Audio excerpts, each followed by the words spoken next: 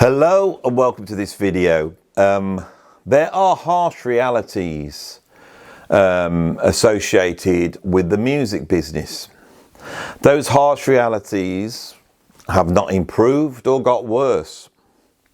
The truth is, when we start to complain about the way the music industry's gone, with all this streaming and AI and the fact that nobody buys records anymore, and gigs now, the tickets cost loads of money and all this type of stuff that we complain about as though there was some golden age.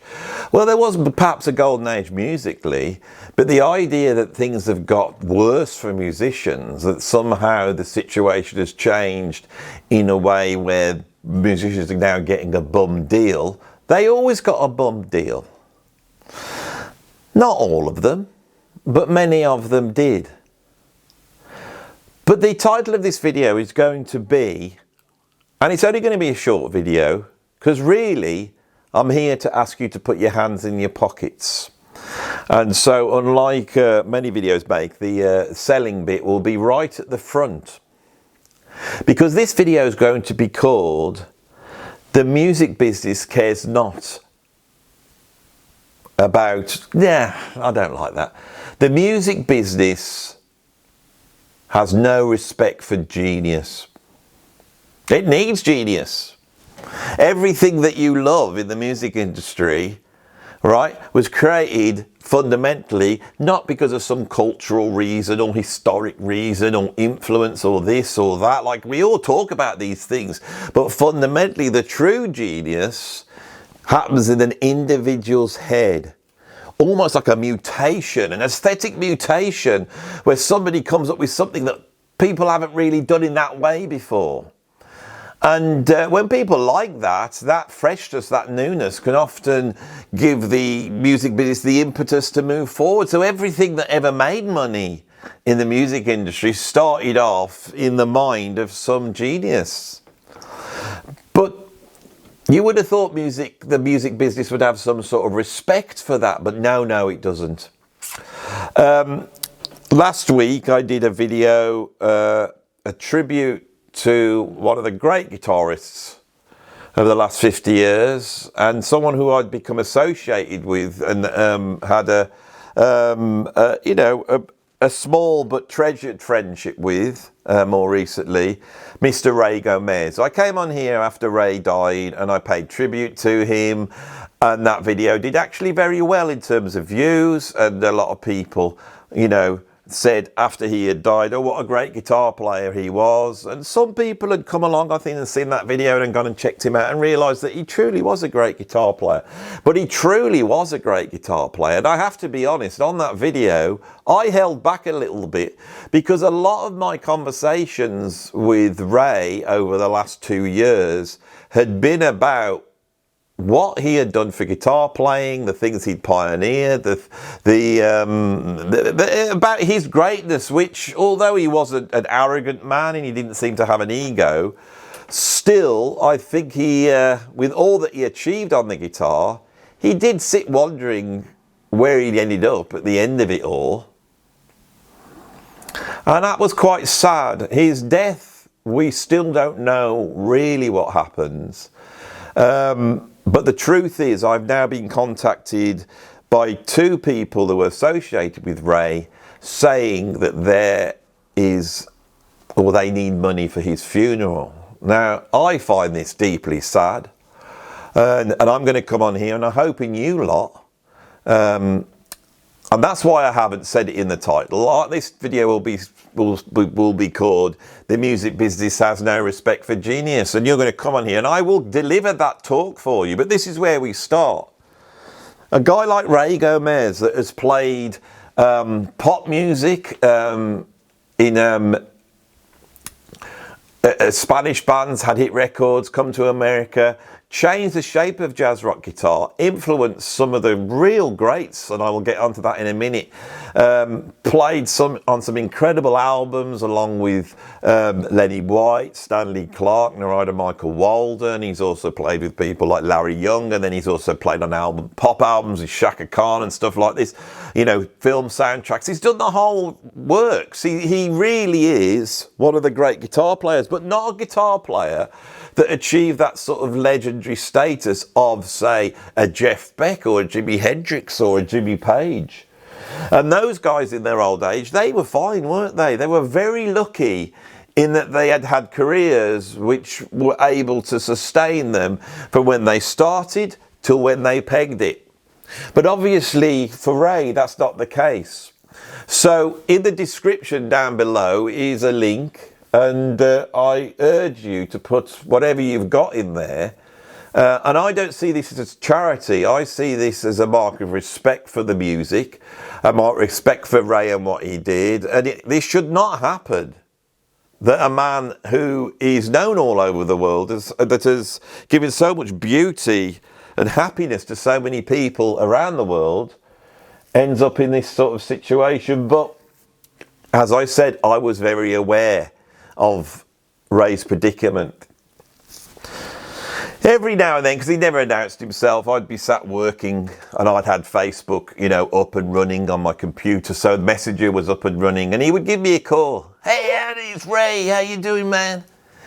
I'm doing good, Ray. What about you? Ah, well, it's not so bad, you know. Every day he would log in with his mother. His mother, I mean, Ray was 70 odd, so his mother must have been in her 90s. He'd check in with her. That seemed to be his raison d'etre. He would always do that, and he'd have a chat with her, and then he would take a photograph of his mom, and then he would put it up on Facebook and say, my mom's okay. And then we would start talking guitar, you know, and I go, what do you think of so-and-so? What do you think of so-and-so? And he loved Jimi Hendrix, he loved jazz guitar, and he loved the blues. And I think he felt that people didn't quite understand the blues, especially in the world of jazz rock fusion. And he would often talk to me about Billy Cobham. When Billy Cobham left the Mahavishnu, well, he hadn't quite left, but when he did his first solo album, he didn't go and get some John McLaughlin type guitarist, did he? He went and got Tommy Bolin, and Tommy Bolin wasn't even a jazz player, he was a rock player.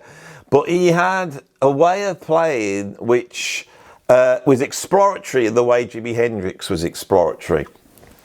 And I think when we think of jazz rock guitar, I have to be honest, I don't know whether it was really nailed until Tommy Bolin came out with Spectrum and did that guitar play, because after that, the guitarists that emerge all have that sort of much more bluesier, Hendrixy sound. Now, people like Larry Coryell and John McLaughlin and a few other guitarists that come out, John Abercrombie, a lot of these guitarists that were around before then, they were trying to do it, but they weren't doing it, you know. But the thing with Tommy Bolin is, it really was about positioning a good rock, exploratory rock guitarist in the realm of something that was fusiony.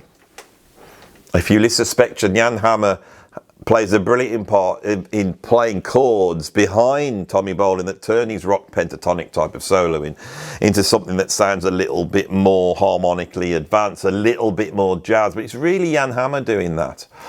The next guitarist really to come out and take that idea of playing fusion, but playing it with genuine blues emotion, feel and fire, was Ray Gomez. And he emerges on Lenny White's album, really. I think that guitar solo on Mating Drive turned the fusion world on its head. When Narada Michael Walden gets out of the Mahavishnu Orchestra, now this is the part where I start to add things in myself. These things could be there, they could be not. I've spoken to Ray, and I know the music. I am now adding my own take on this. When Narada Michael Walden comes out of the Mahavishnu Orchestra, he also does not draft in John McLaughlin or a John McLaughlin type guitarist.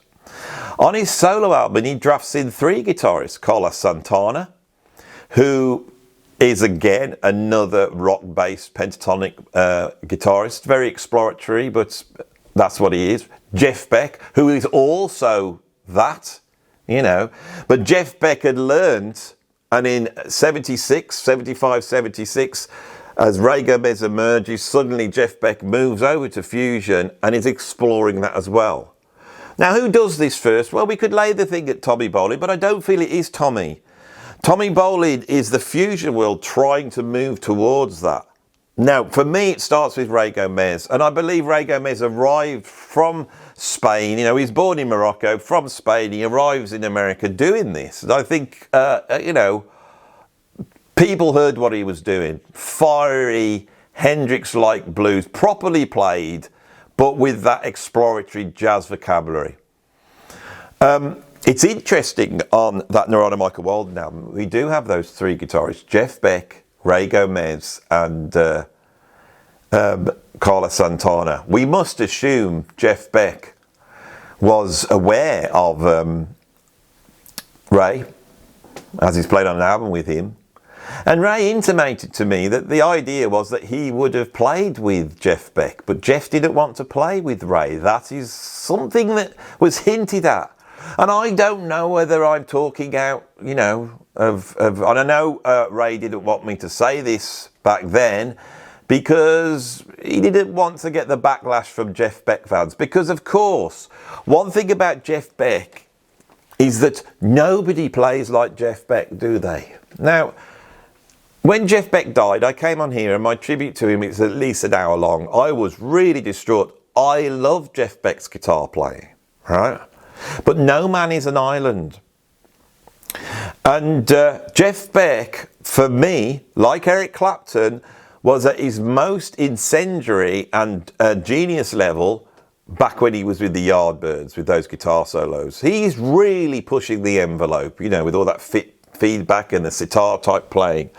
Then he loses his way. I mean, on the albums with Rod Stewart, the Truth and Beckola albums, he really does lay the groundwork for what every rock band's going to do. He's there. I mean, he has a genius about him, but then he loses his way. And it's the fusion musicians that set him alight. And by the time he comes out in 75, 76, 77, that period where he moves over to jazz rock fusion, he is really playing catch up, I feel. Now, in 1980, he comes out with the album There and Back.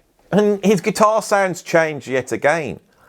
And for me, that second change is, again, down to Ray. Because Ray is playing like that before Jeff. If you don't believe me, go and check out Ray's solo album Volume.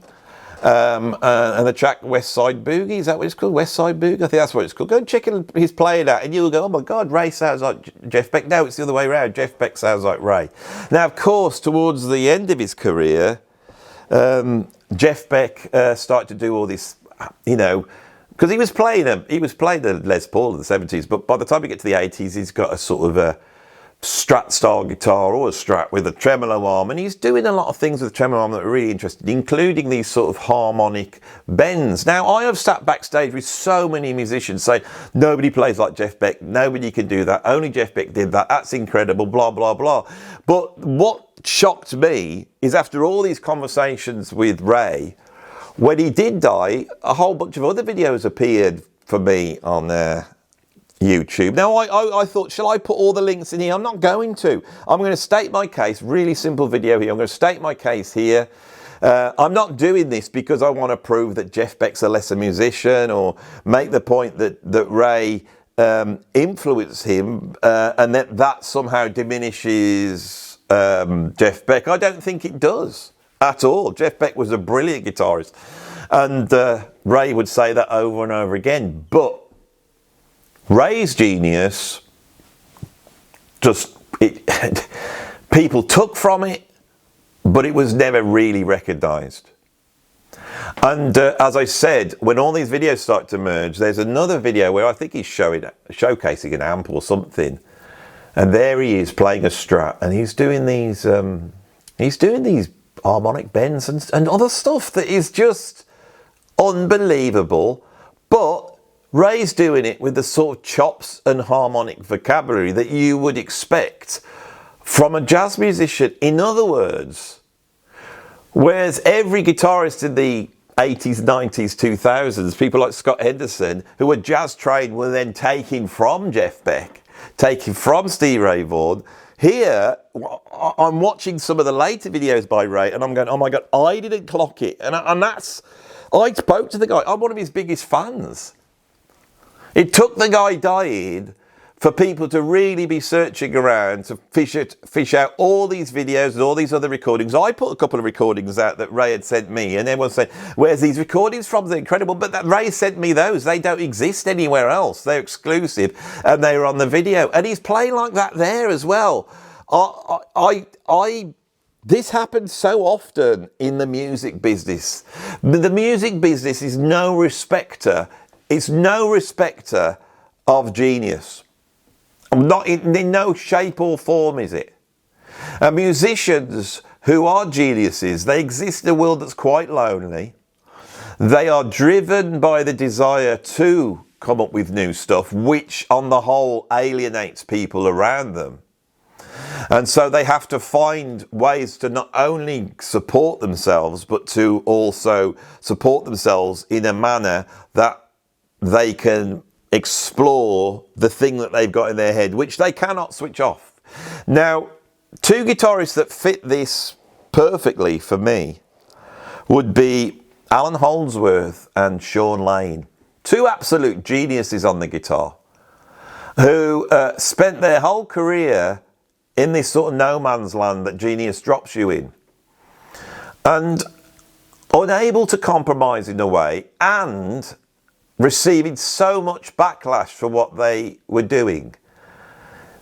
When I was listening to Alan Holdsworth, I would get so frustrated with musicians saying, oh, he's just fast, it's just scales, there's no feel, there's no emotion, you should listen to David Gilmour, you need to listen to Andy Latimer, you need to listen to Mark Knopfler, all three great guitarists who I really like. But it was amazing that because Holdsworth is doing something else, and it was so groundbreaking that people were sort of alienated by it and just assumed that it was lacking in artistic expression. But to my ears, it wasn't. And so I shut up. And I would never have the confidence in the late 80s, early 90s, when I was at the peak of my Holdsworth nuttery, to have said, no, this is the greatest jazz musician of the last 50, 60 years. But he was. He was. In terms of rock guitar, there was a renaissance in the 1980s. Uli John Roth, Michael Schenker, Randy Rhoads, John Sykes, Eddie Van Halen, Yngwie Malmsteen, Steve Vai, Joe Satriani, Vinnie Moore. Where was this going? You know, rock guitar suddenly became this expressive art form. It was incredible. And out of that popped one guitarist that had sort of taken all of that, been in there right from the start, actually, you know, playing in Black Oak, Arkansas at a very young age. And he emerged. But what he was doing was so far out, so removed, and he didn't fit in with the narrative, old Sean Lane. And you got the same thing again. There we were, a couple of us, just Sean Lane nuts. I can remember in 2000, when I was playing with Robert Plant, we did a tour of Norway. And me and the bass player, a guy called Paul Wetton, we were into Sean Lane at that point. And Paul Wetton bought a Sean Lane album on CD. And it was one of these sort of Indian classical drone things when he was playing. And I can remember driving through the sort of coastline of Norway, weaving through the fjords, seeing these incredible waterfalls cascading down, brilliantly sunny but icy all the same. With this album on, we had that and some Django Reinhardt, and we were playing that on this bus driving. And I remember how moved I was by Sean Lane's playing back then. But could you say that to anybody? No. Now these guys die. They die often in poverty. I'm pretty sure Holdsworth was pretty much in poverty when he died. I think Sean Lane was. And their genius is not recognised. I'm not talking about musicians that the musicians all go, oh, wow, wow. No, I'm on about true genius. True genius is often seen as being lacking in emotion, weird. Why would you want to do that? All sounds the same. That's what you get so often. And it's a terrible thing. I think Alan Holdsworth made more money when he died than he had for the last 20 years when he'd been alive, when they asked to raise money for his funeral service. Here I am, you know, with a guitarist who is far less well known than even Alan Holdsworth, and I'm here asking you a lot to put your hands in your pockets, you know, click on the link down below and put some money in there for Ray's funeral. I have had this link sent to me. You know, I'm hoping it is the guys who are doing it. I'm hoping it is going to Ray's funeral. I don't know. So it's not a link I'm involved with. I just have to say that because I think that's a YouTube thing. It's, you know, approach with your own free will and agency, this. But this is what I've been asked to do, and I'm doing it right here. And it makes me sad. I'm very sad about the whole situation with Ray, to be honest. And we're still yet to know what happened. We're still yet to know what happened. I spoke to him on the 1st of July. He was chatting as normal. We had a bit of a banter. Then I heard he died, and then someone messaged me, I don't know whether it's true, that people hadn't seen him. You know, the next door neighbours had, were wondering, you know, where is he? And so they'd called somebody, the authorities, and they'd arrived and sort of broken into the flat and found him dead. So he could have well been dead for a few days. And I find that very sad as well. This music business is harsh, and it's hard. It's hard. And we all face it. And musicians aren't the best ones to face this. And when you do face that dark night of the soul, I saw a musician today, they spent their whole life doing music. They've been in a band, the band's been relatively well known on a certain thing, but he's finding it so hard. And he was chatting to me, and I felt quite sorry for him. And he was going, what's the answer, Andy? What do we do? What's the answer? And there was no answer I could give him. I faced this when I lost my position as a teacher, which had always been the thing that I fell back on. I'd always been a music teacher, and that paid the bills. You know, I had 10 years working as a professional drummer. I didn't teach through that period, and that was great. But it didn't last forever, you see. And I became a teacher. But when that fell apart, I really faced something that was like an existential threat, and I wondered. I felt that this business I was in, this business of doing music, could, if it wanted, just swallow me up. And I had a month of sitting in the corner of my room, awaiting, you know, feeling that I was on the precipice of the world just coming and swallowing me up, and swallowing me up with my family, the whole thing. And then you're just a footnote, aren't you? Some local musician, you get 5 minutes mentions, people put it on Facebook. Oh, Andy, that's a shame. Blah. Then it's gone, isn't it? Your music's gone. Nobody cares anymore. Within 6 months, you're out of it. You've gone. The whole thing. This morning, it's odd because I knew I had to do this video, but I went down a Warren Zevon rabbit hole today, and ended up listening to his last album, the album he made when he knew he was terminally ill. And the last track he wrote as a farewell to his friends, I think really to his wife. And I sat there listening to that thinking, my God, we're privileged to have this in the world. We're privileged to be able to sit and feel what it's like to have that viewpoint of staring into the abyss of death. Warren Zevon is such a good songwriter. He's able to deliver it with humour, with subtlety, so it doesn't seem voyeuristic, it doesn't seem horrific. It's just incredibly moving. And I sat there listening to it, and I don't know much about Warren Zevon. I know his first album a little bit, and I know that Werewolves of London track. But to hear this, I felt I learned more about the man in that one song than I could have reading 1,000 biographies. What did I learn? That he was an incredible songwriter, able to deliver the goods. A musician that had really approached music from such a wonky point of view, but when the push came to shove, this was another genius. So, again, stick some money in that if you can. Try and support your musicians if you can.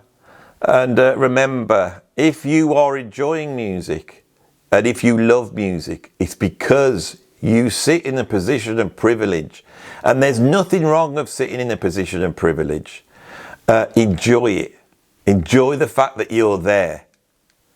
And enjoy the fact that you have the time and space in your life to be able to, at the end of the day, put your favourite record on and think about the inverse that exists on the other side of that, and what the musicians sometimes have to sacrifice to do that.